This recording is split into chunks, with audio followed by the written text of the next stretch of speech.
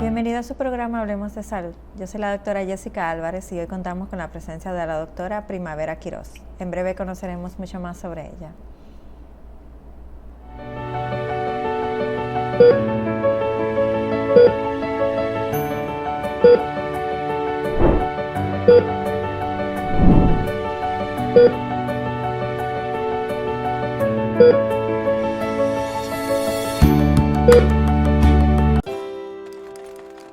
Mi nombre es Juana Francisca Reyes, el nombre de mi esposo es José Castillo Rodríguez.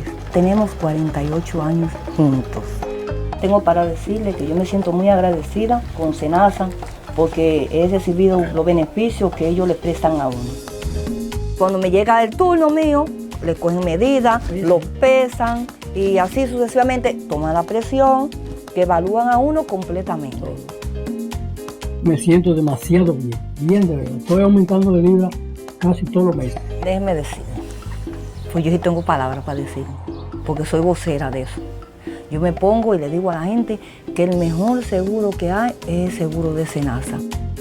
SENASA, nuestro compromiso es tu salud.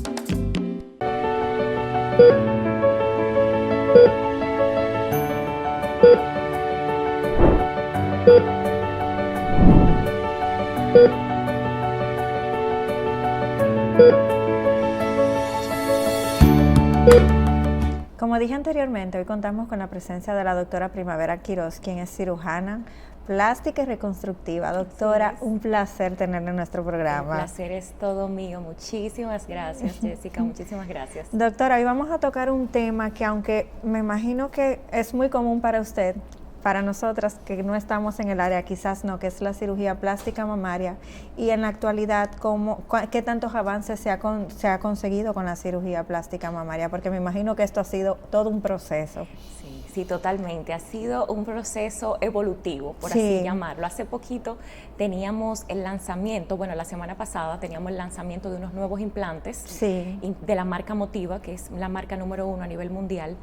La marca lanzó sus implantes ergonómicos, como su nombre lo dice, ergonomía, simula una mama natural porque puede tener esa deformidad, esa deformación que implica parecerse a una mama natural, porque cuando se le ejerce fuerza a los implantes, entonces se simula una mama bastante natural. Me encantó conocer esos nuevos implantes porque cada día más esa marca y cada día más el mundo trabaja a favor de complacer a las mujeres y que se sientan cada vez más complacidas. Sí, entonces es una forma como de tener un implante que se comporte de forma más natural y parecido al cuerpo. Exacto, y que el resultado sea más natural. Por ejemplo, tú sabes que una parte que nos importa mucho a las mujeres es la cicatriz. Sí. Eso es algo sumamente importante. Siempre tenemos miedo de cómo va a quedar la cicatriz, qué color será.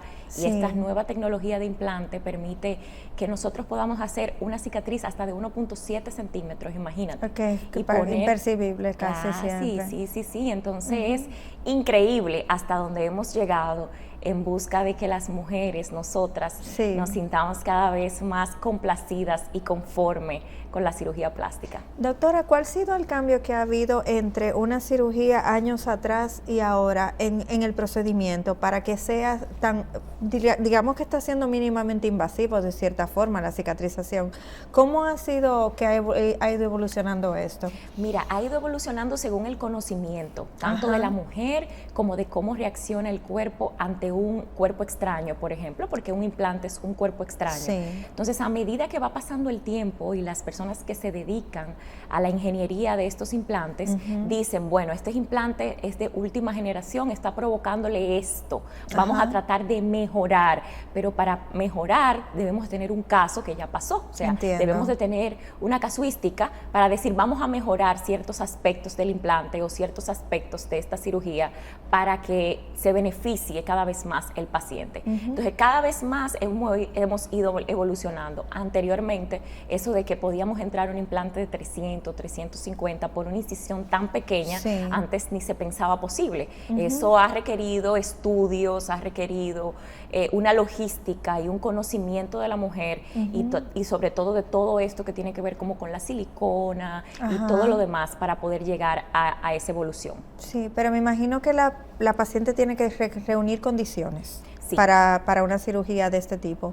¿Cuáles son esas condiciones que debe tener una paciente? Bueno, mira, lo primero es la forma del seno, qué tan caído está el seno, qué tal la forma, qué necesita exactamente, porque tú sabes que una cosa es un aumento, que es simplemente colocación de algo que voluminice, y otra cosa es levantarlo. Ya cuando vamos a levantar necesitamos otro tipo de cicatrices que requieren otro tipo de maniobras y otros elementos. Sí. Todo va a depender de una buena consulta, por ejemplo, a la hora de evaluar a un paciente y saber quiénes van para una cirugía y quiénes van para otro. Los resultados son distintos, obviamente, porque cada paciente es distinto. Y hay pacientes entonces que sí serían candidatos, por ejemplo, para levantamiento, más no para colocarle implantes. El implante puede ser colocado para simplemente voluminizar en un aumento per se y también puede ser colocado para un levantamiento. Entiendo. Levantamiento para darle volumen a ese seno. Entonces todo depende de las características de la mama, si está muy caída, si hay que levantarla, distancias y proporciones que uno la toma muy en cuenta a la hora de darle una conducta quirúrgica, una opción de una conducta quirúrgica al paciente. Sí, aparte de las condiciones físicas que debe tener con la mama, ¿hay otras condiciones físicas o enfermedades que quizás no permitan o sean contraindicaciones para un procedimiento de estos en una mujer? Eso es sumamente importante. Antes de llevar a un paciente a salas de cirugía, pasa por un sinnúmero de especialistas que abogan porque esa cirugía se lleve de manera adecuada. El cardiólogo, el neumólogo, el anestesiólogo, que tienen que asegurarse de que es una paciente sana para ser sometida a una cirugía que tú sabes que es electiva. Claro. Es una cirugía que debe ser realizada y practicada en un paciente saludable. Entiendo. ¿Y hay algunas contraindicaciones que de primera instancia se sabe que no que sacan completamente del cuadro a esa paciente? Eso va a depender del criterio de cada médico, pero por ejemplo, bajo mi criterio, por ejemplo, aquellas pacientes que tienen enfermedad vascular a nivel avanzada, a nivel de miembros inferiores, pacientes diabéticos mal controlados, hipertensos mal controlados, muchas patologías, del sistema inmune también contraindican porque son pacientes que no sabemos la reacción a un procedimiento quirúrgico y a todo este proceso de estrés que uno se somete a una cirugía. O sea que mientras más sano sea el paciente que se someta a un procedimiento quirúrgico, más vamos a estar tranquilos, tanto el cirujano como el paciente como tal. ¿Y la edad no sería una contraindicación o no lo sería? Sí, claro. La edad, hasta cierta edad, por ejemplo, 61 años, 62 años, depende mucho del criterio del médico y sobre todo de las características y cuál es la razón de la cirugía. Por ejemplo, si hay una paciente que necesita la cirugía para cambiar su estilo de vida, su calidad de vida, ya pasa a ser una cirugía que va en un enfoque reconstructivo más que un origen estético como tal. Entonces también se tienen ciertas consideraciones cuando pasan ese tipo cuando hay presencia de ese tipo de características que no es tanto estético, sino para mejorar la calidad de vida de una persona, por ejemplo, una persona de 61 años, una persona joven, que merece una calidad de vida, por ejemplo, si tiene los senos muy grandes, que quiere hacerse una mamoplastia de reducción. Entonces ahí uno valora las características del paciente tomando en cuenta también su estado de salud. Sí, pero en una condición donde habría que hacer una reducción, me imagino que interviene la calidad de vida del paciente propia del dolor que le puede producir este aumento de los senos. Claro. Entiendo. Doctora, sabemos que la cirugía plástica casi siempre van personas muy jóvenes a realizársela. ¿Desde qué edad es adecuado que una mujer se haga una cirugía de implantes de seno? Mira, desde que cumpla la mayoría de edad, ya es una persona que puede realizarse su procedimiento quirúrgico. Por ejemplo, yo no le pongo prótesis a menores de edad. Obvio, sí. No se la pongo. Exacto. Que espere su mayoría de edad, en donde ahí vemos los cambios usuales de toda esta etapa evolutiva, y ahí yo la opero sin ningún tipo de problemas. Ahora, Ahora, cuando son malformaciones que requieren una intervención quirúrgica sin implantes por debajo de los 18 años, pues ya ahí uno sopesa con los padres la etiología, porque he recibido pacientes que van con sus padres menores de edad que las he operado por problemas de malformación, en donde todos los especialistas vinculados a esta patología me llevan una notificación: doctora, yo soy el psicólogo de la paciente, requiere una intervención quirúrgica para avanzar en el apoyo de su recuperación, incluso que emocional. Entonces, en ese momento yo sí acepto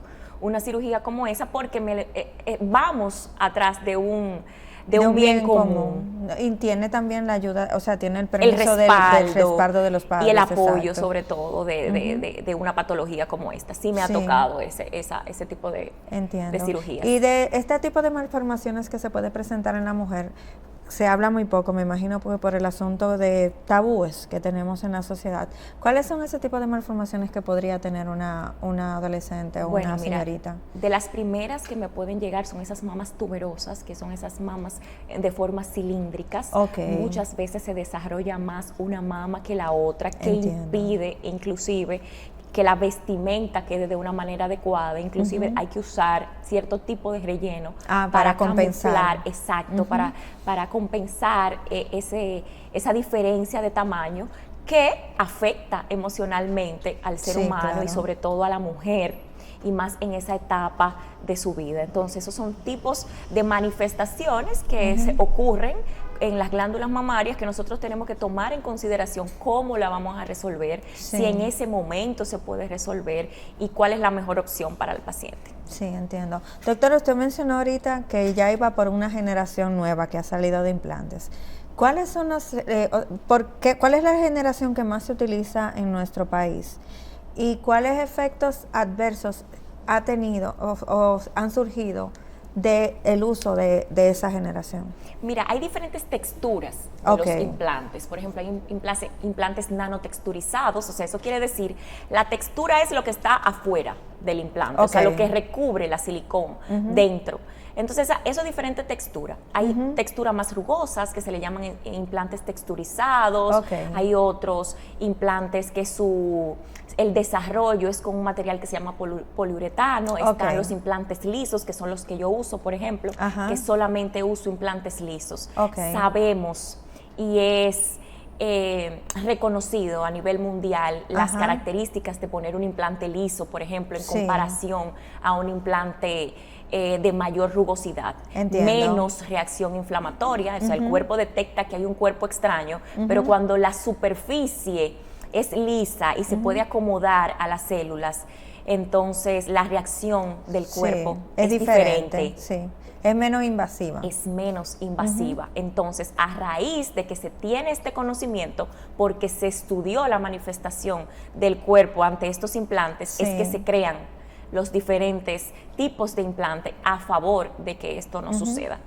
En toda esta tecnología que está surgiendo, ¿hacia dónde va dirigida la cirugía? Porque me imagino que todo es, así como tiene un principio, quieren seguir evolucionando. ¿Cuál usted creería que sería esa siguiente evolución Mira, hace poquito estaba en Costa Rica, no puedo hablar mucho del tema porque todavía no ha terminado no hemos hecho todavía el lanzamiento, pero estamos enfocados a darle mayor naturalidad a las pacientes. Entiendo. Estamos enfocados de que la paciente entre en la sala de cirugía y en 20 minutos tengan sus implantes. Entiendo. E inclusive que no tenga que ser tener tanta elaboración el hecho de ponerte un implante si tú eres una paciente joven, sin ninguna manifestación, ningún antecedente. Entiendo. Entonces todo va enfocado a que sea menos invasivo, menos traumático el aumento mamario, la cirugía mamaria, con implantes que se vean más natural y que se vean más acorde con las proporciones del cuerpo. Entiendo. Doctora, y a todo esto con las nuevas tecnologías, nuestro país, ¿qué tan a la vanguardia se encuentra? Porque sabemos que a veces tenemos el temor y decimos, no, en otro lado quizás están más preparados. Sin embargo, estoy consciente, gracias a este programa, que tenemos muchísima preparación. No habría que buscar fuera, porque aquí está llegando toda esa tecnología. Sí, Totalmente. Mira, yo creo que aquí hay excelentes profesionales. Desde el punto de vista de la cirugía plástica, me parece que República Dominicana no tiene nada que envidiarle a otros países del mundo, porque contamos con profesionales muy capacitados, excelentes cirujanos plásticos, que yo lo conozco, muchos de ellos, que se esfuerzan cada día en salir y conocer y dejar a un lado las cirugías quizás que puedan tener en su país y se esfuerzan a trasladarse a otros lugares. Digo trasladarse a otros lugares porque hay lugares donde se fabrican estos implantes, hay lugares donde se inventan técnicas quirúrgicas nuevas y uno tiene que trasladarse para tener el conocimiento. Entonces yo creo que República Dominicana, aparte de que es muy importante a nivel mundial en turismo médico, cada día más podemos ofrecerle opciones nuevas y novedosas a nuestros pacientes, cada día más. Sí. Doctora, ¿cómo es un procedimiento mamario desde sus inicios, cuando esa paciente llega? Porque muchas tenemos el temor de llegar a ese momento. Entonces, llego, ¿cómo sería esa primera consulta? ¿Cómo sería esa selección hasta la hora del procedimiento quirúrgico? Bueno, lo más importante es la interacción médico-paciente. Sí, claro. Cuando una persona tiene la intención, siempre me dicen cuando van a mi consulta, ya yo la tengo, yo la he seguido ya un tiempo, doctora, vengo dándole seguimiento, ya saben más de mí de lo que yo me imagino. Sí, claro. O sea, me hacen unas preguntas que eso yo dije, bueno, se sabe todo de mí. Entonces, a raíz de ahí, yo la conozco también, le pregunto qué te molesta, qué es lo que te disgusta realmente de tu cuerpo. Ella me expresa y ahí podemos hablar. Hay cosas que yo sé que ella no sabe y hay cosas que ella me tiene que decir para yo poder darle un resultado que a ella le guste. Entiendo. Entonces, en ese momento tomamos la decisión de qué vamos a hacer. En ese momento, entonces, ella toma la decisión, si se sintió identificada conmigo, si ella cree que yo puedo hacer ese trabajo con ella, y a medida que se tome la decisión, entonces se cita para las evaluaciones con los especialistas. Sí, claro.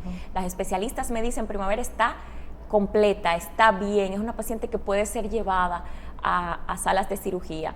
Llegamos al momento de salas de cirugía, operamos las pacientes, ya sea si es un aumento mamario per se o simplemente una mamoplastia, una pexia mamaria, un levantamiento mamario. Sí.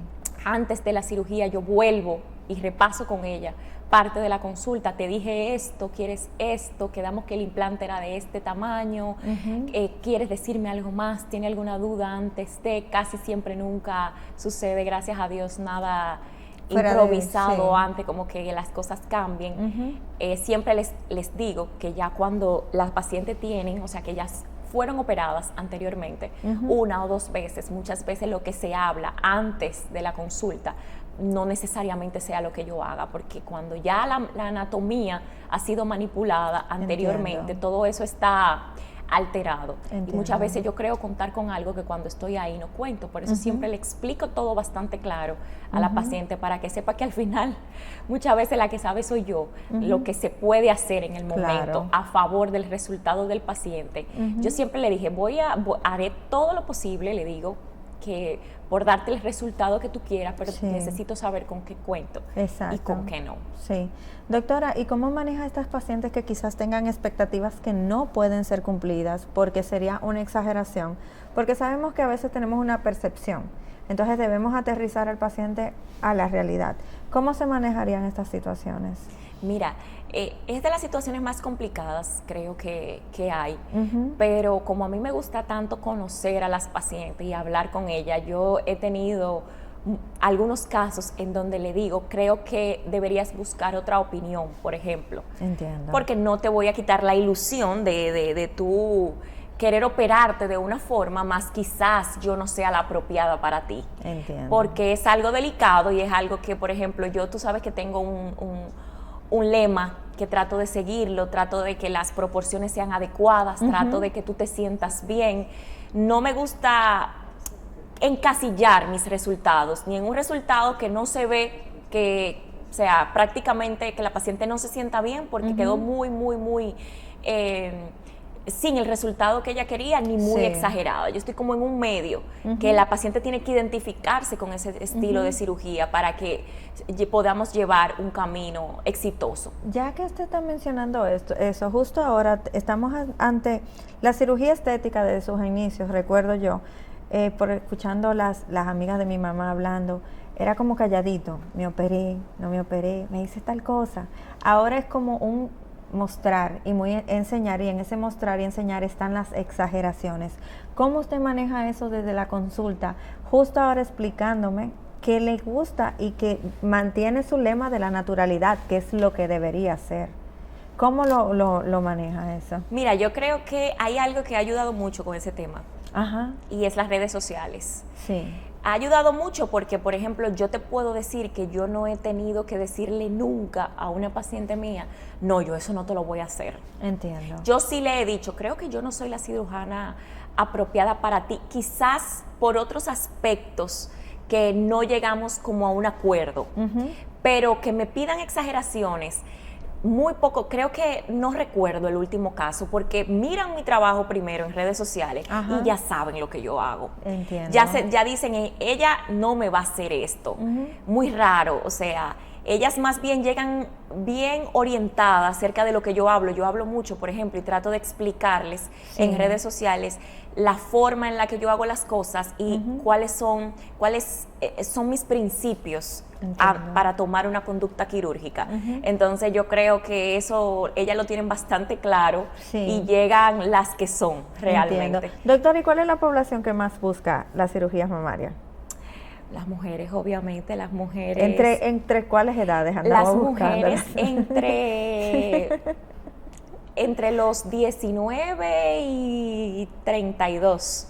O sea, que bastante jóvenes, sí, bastante jóvenes. Bastante jóvenes. Doctora, bastante la jóvenes. Cirugía, siempre se ha hablado, no sé si son tabús, de que las cirugías de mama generalmente afectan la parte sensitiva, y también se habla mucho de lo que es la lactancia materna.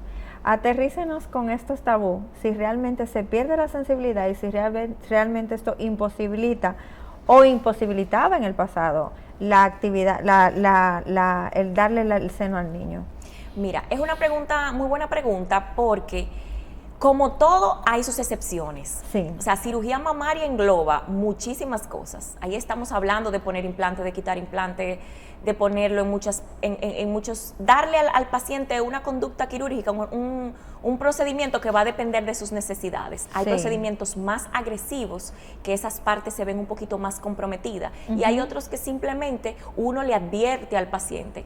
Está descrito que hay 1%, aunque sea mínimo, que tú puedes ser de la que pierdas momentáneamente la sensibilidad y que las recuperes, o que simplemente sientas un poquito menos que antes. Entiendo. Aunque no suceda, es nuestro compromiso explicar que está descrito. Sí. Ahora, las técnicas quirúrgicas van enfocadas de que cada vez menos tú manipules y que ocurra este tipo de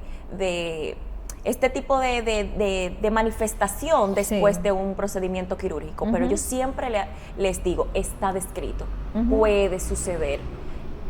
¿En qué por ciento, doctora? Depende, porque tengo pacientes que tienen momentáneamente esa pérdida al principio y ya la recuperan totalmente. Va a depender mucho de qué tan agresivo sea el procedimiento quirúrgico, cuál es la técnica quirúrgica que se utilizó, si se manipula mucho el seno, si no se manipula. O sea, todo tiene que ir en acorde, pero de que existe la posibilidad, existe, de que existe la posibilidad de disminución a nivel de cuando la paciente va a lactar, también. Pero todo va a depender de qué tan agresivo es el procedimiento, cuál es el procedimiento y la técnica quirúrgica que utilizó el cirujano.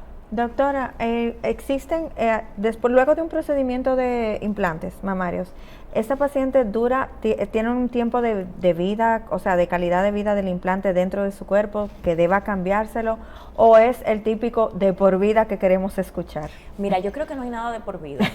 Realmente, yo creo que no hay nada de por vida, porque de por vida suena como wow. No hay nada de por vida porque cuando tú te pones un cuerpo extraño en el cuerpo, tú tienes que vigilarlo. Exacto. No te puede hacer de la vista gorda, como dicen, con algo que no es tuyo. Entonces, aunque los implantes de nueva generación tienen muy buena ingeniería, cada vez más están enfocados a mejorar esa reacción ante el cuerpo. Es bueno mirarlos, es bueno mirarlos. Obviamente lo que se está haciendo ahora no es lo que se hacía 10, 15, 20 años antes. Hemos ido avanzando en cuanto a tecnología y aceptación del cuerpo al implante. Sin embargo, hay que vigilarlo. Mi recomendación es que independientemente del implante que te pongas, tienes que llevar estudios paulatinos, porque somos mujeres. De todas maneras, nosotros tenemos que observarnos esos aspectos de la mama, porque estamos constantemente cambiando y somos sometidas a cambios hormonales que afectan muchas partes de nuestro cuerpo, y de por sí tenemos que vivir vigilando. O sea, en conclusión, hay que vigilar todos los implantes. Si hay un implante, los nuevos implantes de la nueva tecnología y generación no tienen un tiempo, hay que cambiarlo a tal fecha, no, pero hay que vigilarlos, porque hay que ver cómo se comportan, si hay o no que hacer alguna modificación.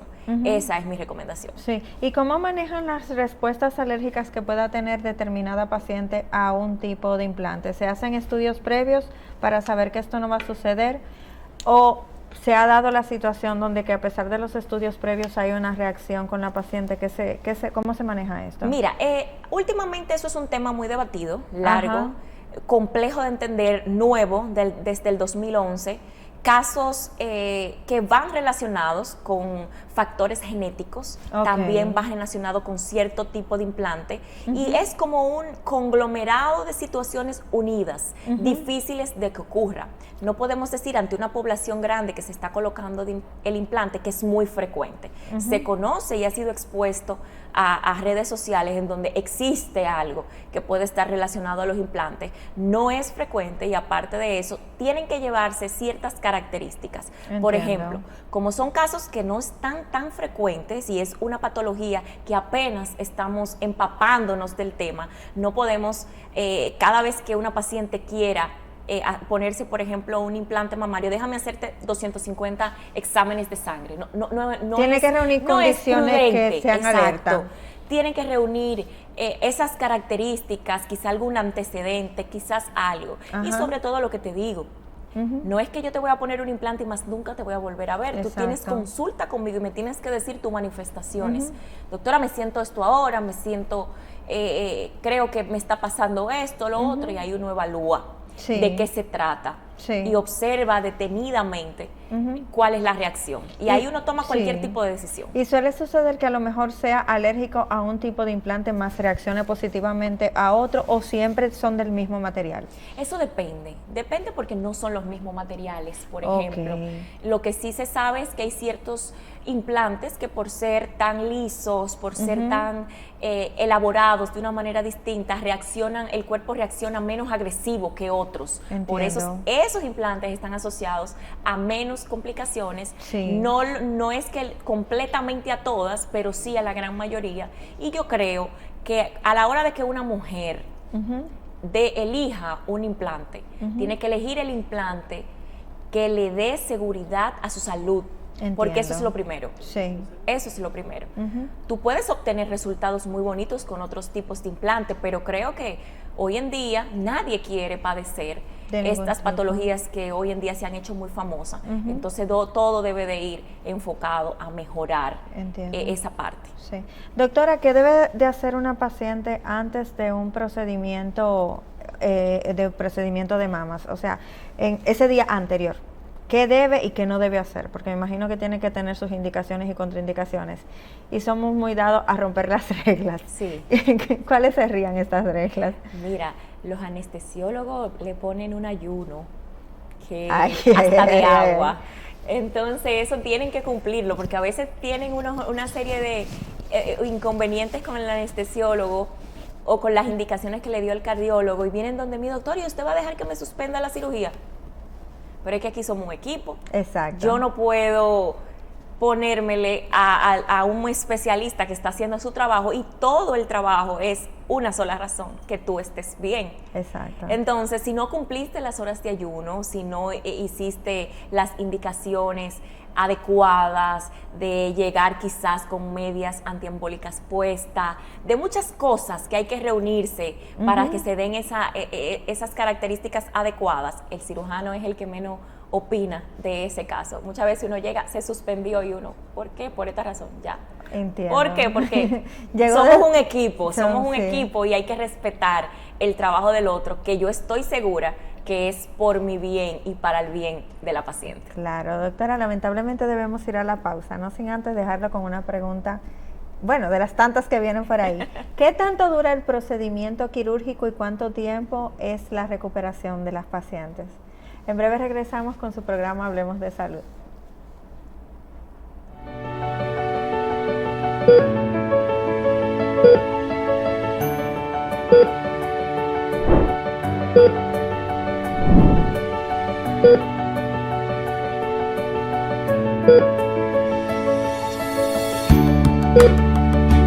Inicia el cambio en la seguridad vial en República Dominicana. Desde el Intrant estamos implementando el proyecto Intersecciones Seguras. Las provincias a intervenir son el Gran Santo Domingo, La Romana, San Pedro de Macorís, Higüey, Nagua, San Francisco de Macorís, La Vega, Bonao y Santiago.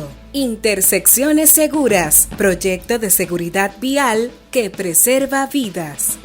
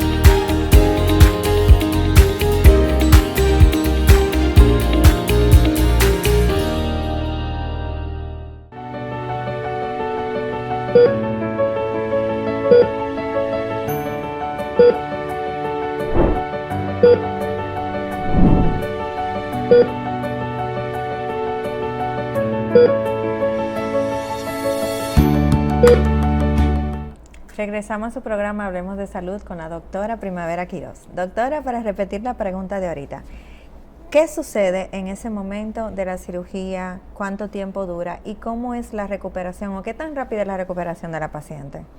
Bueno, tú sabes que cuando se hacen pacientes que se trasladan desde otros países, uno debe de esperar cierto tiempo antes de someterla a un procedimiento quirúrgico por esos cambios de presión que ocurren durante el vuelo. Una vez estén aquí, cumplen esos días, entonces se someten a todo lo que hemos hablado anteriormente, se lleva a cabo la cirugía y dependiendo qué tan complejo sea el caso, asimismo son el tiempo de durabilidad. Yo siempre le digo, prográmate para un mes, por lo menos 25 días. Hay quienes quien cumplen ese mandato, hay quienes que no lo cumplen, pero uno siempre toma cartas en el asunto, en el sentido de explicarle, mira, no te puedes ir por esta razón. Es importante que las pacientes entiendan por qué uno quiere que se queden en el país. Sí. Es por tenerlas cerca, porque uno sabe lo que puede pasar, uno sabe qué identificar. Uno sabe muchas veces mirar cualquier cosa y tratar de actuar a tiempo. Sí, claro. Que se dificulta mucho cuando tú pierdes de vista a un paciente tan cercano a su cirugía. Entonces, es indispensable. Pienso que depende el procedimiento, así van a ser las horas de cirugía, puede ir hasta 4 horas, 5 horas, un procedimiento mamario, que va a depender también de cada caso en particular. Entiendo. ¿Qué se toma más tiempo? ¿Una paciente que se somete por primera vez a un procedimiento quirúrgico o es más dificultoso cuando es una paciente que va a su segunda o quizás su tercera vez de cirugía de implantes mamarios? Mira, sí, a mí, yo le tengo mucho respeto a todas las cirugías, obviamente, porque requiere de mucha cautela en todo. Me parece que la cirugía mamaria es una cirugía compleja. Mientras más procedimientos previos tenga el paciente, más dificultosa es la cirugía y más larga. Entiendo. No es lo mismo jamás operar a una paciente de primera vez que una paciente, por ejemplo, como esa, que ya tenía un procedimiento quirúrgico previo. Entiendo. Fíjate las areolas, cómo están caídas las mamas. Es una paciente que eso le afecta bastante a su diario vivir, y ahí estoy explicando lo que le estoy haciendo y sobre todo la maniobra que tengo que hacer para obtener unos resultados redondos, simétricos, que era lo que ella quería. Obviamente es del cielo a la tierra la diferencia entre un procedimiento de primera vez y otro de segunda vez. Se encuentra con más obstáculos. Con más obstáculos. Entiendo. Y más laboriosa la cirugía. Hay que hacer más cosas para que se pueda obtener resultados satisfactorios. Doctora, me imagino que en alguna ocasión se ha tenido que encontrar con mala práctica con respecto al área de los senos, porque gracias a Nuria hemos abierto los ojos de muchas formas, lastimosamente. ¿Cómo se manejan este tipo de procedimientos ya cuando viene con esa paciente que viene ya con digamos que viene predispuesta por una situación tan dolorosa? ¿Y qué tan cuesta arriba es recuperar la estética de esa paciente? Mira, hay que tomar en cuenta que muchas cosas que suceden, la cirugía plástica es una cirugía en donde el paciente debe entender que es un tiempo de su vida que debe dedicárselo, por ejemplo, a esa recuperación. Cualquier mala decisión en un posoperatorio inmediato o tardío repercute ante un buen resultado. Yo siempre les digo a mis pacientes cuando incluso me preguntan, ¿qué usted cree que debió haber hecho? Es difícil decir qué se debió haber hecho cuando uno no tiene todas las herramientas de qué pudo haber pasado, qué fue lo que pasó, cómo se llevó a cabo esa recuperación, por eso yo me enfoco en lo que hay. Vamos a resolver las cosas que tenemos enfrente. Exacto. Olvidemos un pasado que no tengo las herramientas para discernir exactamente la causa de lo que pasó. Vamos a resolver. Siempre le digo, cuando son casos sumamente difíciles, no creo que esta sea tu única cirugía. ¿Por qué? Porque hay cosas que se pueden resolver, hay cosas que quizás ameriten más adelante un retoque, que se llama así, o amerite visualizar a un paciente. Hay casos sumamente difíciles, casos que yo no le puedo decir al paciente, no, tú vas a quedar perfecta desde que yo te opere. No creo que sea prudente, por ejemplo, uno mencionar ese tipo de palabras, perfección y ese tipo de nombre, cuando se tratan de casos sumamente complejos que se sabe ya de antemano que va a ser una cirugía difícil. Sí. Usted acaba de mencionar la parte de recuperación. En esa parte de recuperación, ¿cuáles son las cosas que debe hacer una paciente para salvaguardar ya un proceso quirúrgico? ¿Y cuáles son esas cosas que no debe hacer? Porque como buenas dominicanas somos dadas a hacer lo que no se debe hacer y siempre responsabilizamos al médico cuando quizás somos nosotros que no estamos cumpliendo. Entonces, ¿cuáles son esas cosas que sí se debe y no se debe hacer después de la cirugía? Sí, lo que te decía, o sea, buscar culpables a veces es un poco complejo, por eso yo no me enfoco en esa parte. Siempre como que trato de vamos a concentrarnos en lo que hay, en lo que vamos a hacer. Entonces, siempre a mis pacientes yo les digo, en este mes no vas a cargar a tus hijos, no vas a manejar, no vas a hacer quizás el trabajo que estás acostumbrada a hacer. Tengo pacientes que no han hecho las indicaciones que yo le he pedido y eso hay que tomarlo muy en cuenta porque todo va de la mano. ¿Qué hay que hacer? Cuidarse.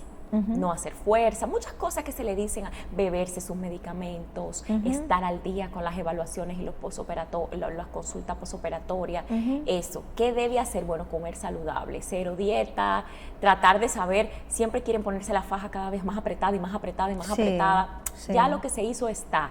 La faja es un complemento de una cirugía que ya está hecha. No hay afán. Todo tiene su tiempo, toda la recuperación requiere un tiempo establecido para recuperarse, para que se vean los resultados, no todo es tan flash. Y eso es bueno, mantener la calma, saber el conocimiento de cuándo se van a ver los resultados, en qué momento puedo hacer esto y en qué momento no puedo hacer eso, es vital para mantener unos buenos resultados. Sí, y en el asunto de hacer ejercicios, ¿qué tan rápido pudiera reintegrarse a esas actividades deportivas la paciente? En cirugía de mama, después del mes, dependiendo de qué tan complicado. En otros aspectos como la liposucción, antes del mes, yo puedo orientar a la paciente para que paulatinamente se reintegre a actividades físicas que van a ir desde simplemente caminar hasta ya levantar pesas y darle más peso al ejercicio. Entiendo. Doctora, ¿cuántos procedimientos quirúrgicos es adecuado que una paciente se haga en una primera intervención? Mira, yo también soy sumamente estricta con eso. Creo que existen procedimientos como el mommy makeover, que es la mujer que quiere hacerse una abdominoplastia, también pexia mamaria con implantes, lipoescultura, también moldeamiento glúteo. Yo voy en contra de todos los procedimientos juntos. Creo que no hay necesidad por el hecho de que eso requiere más tiempo de intervención, más estar sometido a un estrés un poquito más grande, estar sometido quizás a complicaciones derivadas de todos esos procedimientos al mismo tiempo. Ojo, no es que esté prohibido, no es que esté mal que otra persona sí tenga eso bien estructurado de poder hacerlo, pero en mi criterio y dentro de mi protocolo no está hacer más de 2 procedimientos grandes y uno pequeño, por ejemplo, o 2 procedimientos grandes, ya, o 3 procedimientos pequeños. Pequeño digo a una lipo y quizá el contorno glúteo, por ejemplo. Pero dentro de mi criterio esa es mi posición ante varios cirujanos. Doctor, ¿y cómo va la tecnología para ese contorno corporal en la actualidad? Porque a veces uno ve esos videos, me imagino que son de tecnología vieja, y la verdad que uno quiere salir corriendo y dice, ¿me lo hago o no me lo hago? Me imagino que así como ha pasado con los senos, también en la parte corporal están buscando una forma de hacerlo más viable. Y en cuanto a esa parte, ¿cómo va? Mira, esa es la parte que más me encanta, porque yo soy pro tecnología, a mí me encanta, es como cuando te compran un juguete nuevo, cuando yo me compro algo nuevo o me lo ofrecen por ahí, yo me pongo feliz, porque a mí me encanta. Mira, yo creo que la tecnología no es la que hace al cirujano. Tú no le puedes decir a una tecnología, mira, opérame a esa paciente, tú tienes que conocerla, tienes que saber que de verdad funciona. Ya luego que tú estés consciente de que funciona, entonces ofrecérsela a tus pacientes, porque tú tienes que tener credibilidad. Claro. Si yo te digo voy a tratar de hacer esto con este tipo de tecnología, tengo que darte lo que te ofrecí para que tú y las personas que tú me recomiendes crean en mí y crean en lo que yo hago. La tecnología vinieron a potencializar los resultados. Yo siempre le digo a mis pacientes cuando por una razón u otra su alcance o no estaban preparadas para las diferentes tecnologías, ellas siempre me preguntan con tristeza, doctor, entonces yo no quedaré bien. Yo siempre he dicho, claro que sí. O sea, no es que tu resultado va a depender de utilizar o no una tecnología. Ahora, si la utilizas, se va a potencializar ese resultado, va a haber menos agresión en tu cuerpo y la recuperación va a ser más rápida, pero vas igual a quedar bien. Por eso es que te hago la salvedad que la tecnología no vinieron a ser mejores al cirujano, sino a potencializar un cirujano preparado, capacitado, que se ayuda y se apoya en tecnologías que vinieron a revolucionar el mundo. Claro, claro. Y esta tecnología ahora mismito, ¿cómo está ayudando entonces lo que es el contorno corporal? Porque ya de mamas me habló de los implantes. Vamos a la parte del cuerpo. ¿Cómo ha ido avanzando? Mira, antes todo va a favor a que la flacidez y a que la cicatriz sea menos. Ya ahora hay tecnología donde permiten tú hacer una liposucción, complementarla con una disminución de flacidez con las diferentes tecnologías que existen. Entiendo. Cuando tú disminuyes la flacidez, disminuyes la piel que sobra, pues así mismo disminuyes también el tamaño de cicatrices que probablemente sin utilizar este tipo de tecnología iban a ser mayores.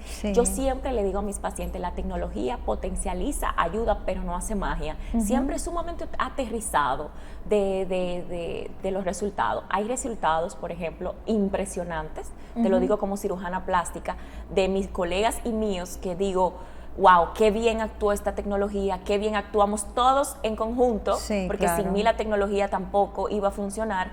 Y es un complemento de algo que se organiza para que quede bien y de verdad son muy buenos los resultados. Se pueden ver en las redes sociales, se pueden ver incluso cuando las pacientes se unen en la sala de afuera y hablan de sus experiencias, que ven que es tangible, que se puede... Que es verdad de lo que hablamos todo el tiempo, de potencializar esos resultados con tecnología. Doctora, ¿cómo usted selecciona las partes del cuerpo que van a ser trabajadas? Porque ahora mismo estamos como en una fábrica donde todas van con el mismo tipo de cuerpo y eso no trabaja para todo el mundo. ¿Cómo se hace esta selección antes de ese procedimiento? Claro. La calidad de piel de una paciente es sumamente importante. No es lo mismo 17 años, bueno, 17 años no, 20 años, por ejemplo. No es lo mismo 20 años, ¿por qué no? 17 años, no es lo mismo ya una madre que ha tenido varios hijos, que tiene presencia de estrías, que quizás no tiene la mejor calidad de piel, todo eso influye. Sí. Muchas veces vemos en redes sociales resultados que queremos para nosotros mismos, pero a la hora de una consulta nosotros no calificamos. ¿Por qué? Porque no todas las pieles son iguales, no todas las pieles se ven de la misma forma, reaccionan de la misma forma y están sometidos a diferente. Cuando ya una piel se estiró por embarazos anteriores, queda una flacidez que no es la misma flacidez, por ejemplo, de la que simplemente tiene 2 meses sin ir al gimnasio. Ay, estoy flácida porque tengo 2 meses que no voy al gimnasio. Sí. No es la misma flacidez. Sí, las dos están flácidas, pero son características diferentes de ambas pacientes. Entonces, aunque tengan la misma edad, aunque sean incluso hermanas, son diferentes por tratarse de acontecimientos diferentes en cada vida de una de ellas. Sí, entiendo. Doctora, generalmente cuando las mujeres vamos a las cirugías quirúrgicas es porque queremos vernos flacas. Pero hay veces que esa es una percepción. ¿Cómo se manejan esas pacientes que están en sobrepeso, que creen que la cirugía plástica es una varita mágica que las va a rebajar de pronto? Mira, me han tocado unas cuantas, pero te voy a decir, sí, claro, porque, o sea, es algo a veces que, y ellas lo entienden porque, bueno, tú sabes que en un gimnasio tú necesitas meses, a veces hasta años de sacrificio y esfuerzo. Y llegamos nosotros los cirujanos plásticos a resolver unos problemitas rápidos, pero para cierto tipo de paciente, porque la cirugía plástica no es para que el paciente adelgace, ay, me voy a casar dentro de 2 meses, espérate, no, porque realmente eso no es el objetivo. El objetivo es moldear, el objetivo es darte una forma, ayudarte, más no adelgazarte, porque ¿dónde están los hábitos? Exacto. ¿Dónde está la parte saludable de ti? ¿Dónde está la disminución del colesterol, triglicéridos? ¿Dónde está la disminución de que tú seas un paciente sano para llevarte a sala de cirugía? Exacto. ¿Dónde está todo eso? ¿Dónde está que tus niveles, por ejemplo, reguladores de la glucosa, o sea, la diabetes, ¿dónde está eso? Que en algunos ciertos tiempos, en algunos momentos de tu vida hiciste algunos picos, ¿dónde está esa regularización? Sí. Eso se necesita. Entonces, una lipo no cambia el estilo de vida de una paciente desde dentro. Sí. Entonces, desde dentro hay que trabajarlo con un estilo de vida saludable y orientado a donde necesitamos ejercitarnos, necesitamos tener esa calidad de vida para mantener los resultados en el tiempo. Porque si tú no entiendes eso, tú vas a ser de las que repetitivamente te vas a encontrar en un quirófano, y no es lo mismo cuando ya tú tienes 3 lipos, 4 lipos, cada vez se hace más difícil lograr resultados armónicos y acorde con lo que se requiere. Sí. Doctora, ¿y qué tan peligroso es que una paciente se someta a tantos procedimientos quirúrgicos? Porque también se han visto casos que se han hecho muy virales de personas que se hacen adictas a la cirugía. ¿Qué tanto afecta eso a la salud? Mira, la adicción, en todo, como su palabra lo dice, no está bien en ninguna de las formas posibles, ya sea la comida, las cirugías plásticas. Eso hay que identificarlo, porque una paciente con una adicción a las cirugías muy probablemente nunca va a estar conforme, ni con el resultado, ni con ya dejar de realizarse el procedimiento quirúrgico. O sea que eso hay que identificarlo desde ya, hablando con la paciente en ese proceso, antes de llegar a la cirugía, hay que identificar ese tipo de manifestación. Sí. Las cirugías se deben mantener en el tiempo. La idea no es operarte 5, 6, 7 veces. La idea es que tú puedas entender qué es el procedimiento quirúrgico, entender los cuidados y cómo tú vas a mantener ese sacrificio, hasta emocional, económico, que tú estás haciendo, para que lo mantengas y seas una persona saludable, con un buen físico, a raíz de un procedimiento que te potencializó, porque yo entiendo que la cirugía no te hace, te potencializa algo que ya existe en ti. Sí. Doctora, ¿cuánto dura la recuperación de un procedimiento ya de estos estéticos, de lipoescultura, quizás abdominoplastía? La recuperación, el término recuperación creo que es relativo, porque depende, por ejemplo, recuperación del dolor, recuperación para reintegrarme al ejercicio, recuperación para reintegrarme al trabajo. Todo eso depende de qué tanto procedimiento te hiciste, realmente en qué te desenvuelves día a día. Entonces, pero siempre uno le dice al paciente que para devolverse a sus quehaceres, si no es algo que requiera mucho trabajo y esfuerzo del paciente, 1 mes, 2 meses. Ya la pregunta de cuándo me recupero por completo y puedo hacer mi vida, eso requiere otro tiempo, un poquito mayor, para poder darle permiso para que hagan otro tipo de actividades. Sí, se ocurre el caso, como mencionó anteriormente, de que hay pacientes que tienen que retocarse, porque no necesariamente en un procedimiento está el del alta. ¿Cuánto tiempo es sano esperar para ese retoque? Depende, porque tú sabes que hasta que no se da la inflamación, se imposibilita muchas veces ver algunas características de la cirugía. Entonces, un proceso de recuperación que puede ir de 6 meses, 8 meses, 1 año. Ahí sí podemos hablar de si necesitamos hacer una que otra reintervención o una que otra modificación de cualquier cosa. Entonces, hay que esperar el tiempo de que los tejidos también se recuperen y ver realmente cuál es el resultado real. Y cuando es para hacerse otro tipo de intervención quirúrgica estética, ¿se espera al mismo tiempo, aunque sea en otra área del cuerpo que se va a trabajar, o ya ahí no necesariamente? No necesariamente. Si tú estás bien, si ya te recuperaste de la cirugía pasada, si no hay ninguna posición que te imposibilite, por ejemplo, hacerte otra cirugía en otra área del cuerpo, no hay que esperar tanto tiempo. Doctora, ¿y cómo usted selecciona qué va primero o qué va después? ¿Eso depende más de una decisión con la paciente o usted va más allá? Muchas veces me ponen a elegir a mí, otras veces la paciente llega pidiéndome varios procedimientos, pero teniendo en cuenta cuál es su prioridad. Mi prioridad son los senos. Hagamos los senos, doctora, ¿qué usted considera? Bueno, hagamos esto, porque en un proceso quirúrgico, por ejemplo, de una liposucción, de una abdominoplastia, tú disminuyes de peso.